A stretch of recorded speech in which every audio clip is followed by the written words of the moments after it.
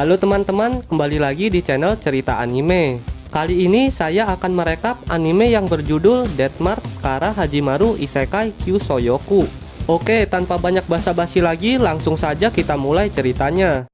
Anime ini bercerita tentang seorang laki-laki bernama Suzuki Ichiro yang berusia 39 tahun. Suzuki ini bekerja sebagai programmer di sebuah perusahaan game. Bekerja sebagai programmer sangat melelahkan, bahkan Suzuki tidak pernah mendapatkan istirahat yang cukup. Lalu suatu hari Suzuki diperintahkan untuk memperbaiki bug dalam sistem game. Suzuki pun memperbaiki bug itu hingga malam hari. Setelah menyelesaikan pekerjaannya, Suzuki pun memutuskan untuk tidur di kantor karena sudah sangat malam untuk kembali pulang ke rumah. Namun hal aneh terjadi, saat bangun Suzuki sudah berada di dunia lain. Di dunia itu penampilan Suzuki terlihat seperti saat dia masih SMA. Dunia itu juga sangat mirip seperti di dalam game, karena ada tampilan skill, status, penyimpanan, dan peta. Saat melihat statusnya, Suzuki melihat jika namanya telah berubah menjadi Sato. Karena namanya telah berubah, kita sebut saja Suzuki menjadi Sato. Kembali lagi ke cerita, saat Sato melihat fitur peta, Sato terkejut karena melihat ratusan pasukan Lizardman yang sedang menuju ke tempatnya. Sato pun panik, lalu dia menggunakan skill hujan meteor untuk membunuh pasukan Lizardman itu. Berkat skill hujan meteor, pasukan Lizardman pun habis terbunuh. Karena telah membunuh ratusan Lizardman, membuat level Sato naik drastis hingga mencapai level 110. Setelah keadaan aman, Sato mencoba mencari cara untuk kembali ke Jepang. Tetapi sayangnya, Sato tidak menemukan petunjuk apapun. Lalu Sato menganggap jika dirinya sedang berada di alam mimpi. Sato pun memutuskan untuk menikmati mimpinya itu sampai dia terbangun. Lalu Sato melihat status dan penyimpanan miliknya. Sato pun terkejut karena melihat item, uang, dan poin yang sangat banyak. Itu semua didapat karena Sato telah naik level hingga level 110. Lalu Sato menggunakan poinnya untuk mengupgrade beberapa skill yang berguna untuk berjaga-jaga. Karena memiliki banyak uang, Sato pun pergi ke kota terdekat untuk membeli perlengkapan dan makanan. Kota itu bernama Kota Salu. Saat menuju ke Kota Salu, Sato bertemu dengan sekumpulan prajurit kota yang sedang bertarung melawan Wyvern. Lalu ada salah satu prajurit perempuan yang terkena serangan Wyvern hingga terpental. Sato pun dengan cepat langsung menolong prajurit wanita itu. Saat sadar, wanita itu memperkenalkan dirinya. Dia bernama Zena Marientile, prajurit penyihir dari Kota Salu. Lalu sebagai ucapan terima kasihnya, Zena dan pasukan lainnya mengantarkan Sato masuk ke Kota Salu. Sesampainya di dalam kota, Sato juga dibantu untuk membuat dokumen data diri dan kontrak tinggal di Kota Salu. Setelah itu, Sato mencari penginapan. Lalu datang seorang wanita yang bernama Martha. Martha menawarkan Sato untuk menginap di penginapan milik orang tuanya. Karena dipaksa, Sato pun menuruti saran dari Martha. Setelah menyewa penginapan, Martha mengajak Sato pergi ke kota untuk membeli perlengkapan sehari-hari. Saat jalan-jalan di kota, Sato bertemu dengan budak manusia setengah binatang yang sedang didiskriminasi oleh seorang laki-laki. Sato pun langsung menghampiri manusia setengah binatang itu dan menyuruh laki-laki itu untuk pergi. Lalu setelah itu, Sato dan Martha kembali melanjutkan jalan-jalan mereka. Setelah membeli kebutuhan sehari-hari, Sato dan Martha kembali ke penginapan. Singkat cerita, malam harinya sebelum tidur, Sato berpikir tentang semua kejadian yang dia alami selama di dunia lain. Setelah memikirkannya, Sato pun menyadarinya jika dirinya tidak sedang bermimpi, melainkan telah berpindah ke dunia lain. Karena telah berpindah ke dunia lain, Sato pun memutuskan untuk menjelajahi dunia barunya itu, sambil mencari cara untuk kembali ke Jepang. Lalu esok paginya, Zena menemui Sato di penginapannya. Zena menemui Sato untuk mengajaknya berkeliling kota. Karena Zena ingin membalas kebaikan Sato yang sudah menyelamatkannya. Zena mengajak Sato pergi ke berbagai tempat, mulai dari kuil hingga menara pengawas kota. Zena juga mengajak Sato berkeliling menggunakan kereta kuda. Namun saat sedang berkeliling, Sato melihat sekumpulan warga yang sedang melempari manusia setengah binatang dengan batu. Para warga menyiksa manusia setengah binatang karena dihasut oleh salah satu pendeta. Pendeta itu mengatakan kepada warga jika manusia setengah binatang adalah makhluk setengah iblis, sehingga harus dihukum. Lalu si pendeta mengeluarkan batu untuk dijual kepada para warga sebagai alat untuk menyiksa manusia setengah binatang. Melihat kekejaman para warga membuat Zena menjadi kesal. Zena pun langsung melindungi manusia setengah binatang itu dan menyuruh para warga untuk berhenti melemparinya dengan batu. Lalu di saat Zena sedang berdebat dengan para warga, Sato mencari pelaku provokator lainnya. Setelah menangkap para provokator, Sato langsung menyerahkan provokator itu kepada para warga. Lalu Sato memberitahu para warga untuk tidak tertipu dengan omongan para provokator. Setelah itu, tiba-tiba saja iblis keluar dari tubuh salah satu provokator. Ternyata provokator itu telah dikendalikan oleh iblis.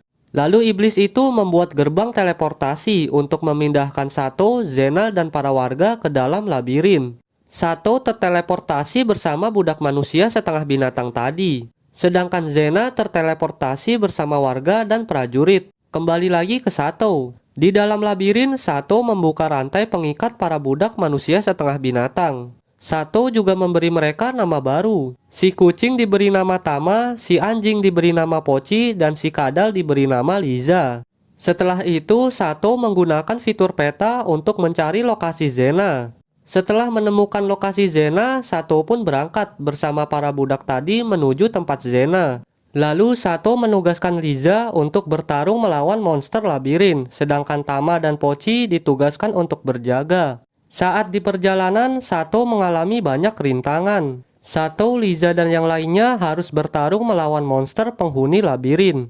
Saat membunuh setiap monster, Liza selalu mengumpulkan core atau inti dari monster. Liza menjelaskan jika core monster sangat berharga karena bisa dijual atau ditukar dengan barang. Singkat cerita, Sato akhirnya bertemu dengan Zena dan pasukan lainnya. Namun tiba-tiba saja iblis bermata satu tadi muncul. Iblis itu menyerang Zena dan seluruh prajurit. Melihat Zena dan yang lainnya terpojok, Sato pun langsung membantunya. Tetapi karena Sato tidak ingin kekuatannya diketahui oleh orang lain, Sato pun menggunakan topeng untuk menyembunyikan identitasnya.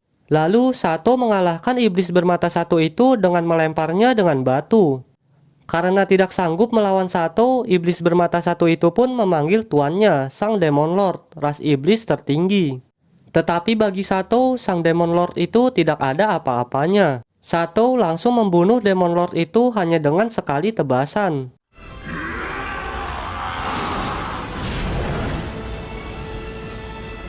Setelah Demon Lord dikalahkan, Sato dan yang lainnya pun berhasil keluar dari labirin itu. Lalu setelah keadaan sudah aman, Sato pergi ke pedagang budak untuk meresmikan Liza, Tama, Poci sebagai budaknya. Pedagang budak itu juga memberikan Sato 2 orang budak yang tidak laku secara gratis. Kedua budak itu bernama Arisa dan Lulu. Pedagang budak memberikannya secara gratis untuk membalas kebaikan Sato. Karena sebelumnya saat di labirin, Sato sudah menyelamatkan pedagang budak itu. Namun anehnya Arisa dan Lulu mengerti bahasa Jepang. Sato pun mencurigai jika Arisa dan Lulu berasal dari Jepang. Lalu setelah itu Sato mengajak para budaknya makan dan membelikannya baju baru. Arisa, Lulu, dan yang lainnya pun sangat senang karena telah mendapatkan tuan yang sangat baik hati. Lalu malam harinya Sato mengajak budaknya ke penginapan. Akan tetapi sesampainya di penginapan, Sato dipandang buruk oleh orang-orang karena membawa manusia setengah binatang ke dalam penginapan. Karena manusia setengah binatang tidak boleh menginap di penginapan, Sato pun menyuruh Liza, Tama, dan Poci untuk tidur di kandang kuda. Sementara Sato tidur di penginapan bersama Lulu dan Arisa. Saat di kamar, tiba-tiba saja Arisa dan Lulu melepaskan pakaiannya dan menawarkan Sato untuk menikmati pelayanan malam. Tetapi Sato menolaknya. Sato mengatakan jika dirinya tidak mau menodai budaknya. Arisa pun terlihat sangat kesal karena Sato menolak untuk enak-enak bersamanya. Lalu saat tengah malam, tiba-tiba saja Sato terbangun. Di sana Sato melihat Arisa menggunakan sihir psikis untuk menghipnotis dirinya.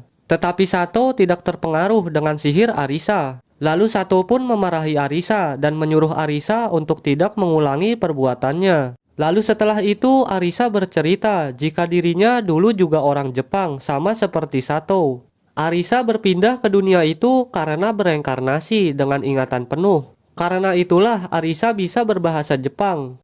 Arisa juga menjelaskan jika ada dua cara agar manusia bisa berpindah ke dunia itu, yaitu dengan cara reinkarnasi dan sihir pemanggilan. Singkat cerita, esok harinya Zena bersama Martha datang menemui Sato di kamarnya. Di sana Zena pun terkejut karena melihat Sato yang sedang tidur bersama dua orang gadis. Zena pun langsung meninggalkan Sato. Lalu Sato mengejarnya dan berusaha menjelaskan kepada Zena jika dirinya tidak melakukan apapun bersama Arisa dan Lulu. Lalu karena ada Zena, Sato pun meminta tolong kepada Zena untuk mencarikan rumah untuknya. Karena Sato ingin membeli rumah, Zena pun mengenalkan Sato dengan temannya yang bernama Nadi. Karena Nadi mengetahui informasi rumah kosong yang berada di kota Salu. Lalu Nadi mengajak Sato melihat-lihat rumah di kota Salu. Tetapi sayangnya Sato tidak menemukan rumah yang cocok untuknya. Lalu setelah mencari rumah, Sato mengajak Zena jalan-jalan. Sato juga membelikan Zena beberapa aksesoris dan mengajaknya menonton pertunjukan drama. Setelah itu, Sato bersama Zena kembali ke penginapan. Namun tiba-tiba saja kota diserang oleh monster semut raksasa. Sato, Liza, Tama, dan Pochi pun membantu prajurit mengalahkan monster semut itu. Lalu salah satu monster semut berhasil memasuki kantor Nadi. Sato pun langsung masuk dan menolongnya. Di dalam kantor Nadi, Sato bertemu dengan ras elf. Dia bernama Yusa Ratoya, yang kita panggil saja Yusa. Lalu Nadi menjelaskan jika Yusa adalah manajernya. Karena Sato tidak pernah melihat ras elf, Sato pun kebingungan melihat penampilan dari Yusa. Lalu singkat cerita, monster semut berhasil dikalahkan oleh prajurit kota Salu. Lalu malam harinya, Sato memberikan hadiah makan sepuasnya kepada para budaknya. Karena sudah ikut membantunya mengalahkan monster semut serta melindungi warga. Namun saat sedang makan-makan, Lulu terlihat kurang sehat. Melihat Lulu yang kurang sehat, Sato pun pergi mencari obat untuk Lulu. Namun saat Sato sedang mencari obat, tiba-tiba saja dia melihat dua orang yang sedang diserang oleh monster bayangan. Sato pun langsung mengalahkan monster bayangan itu dan membantu kedua orang tadi. Setelah mengalahkan monster bayangan, Sato mengecek keadaan kedua orang tadi.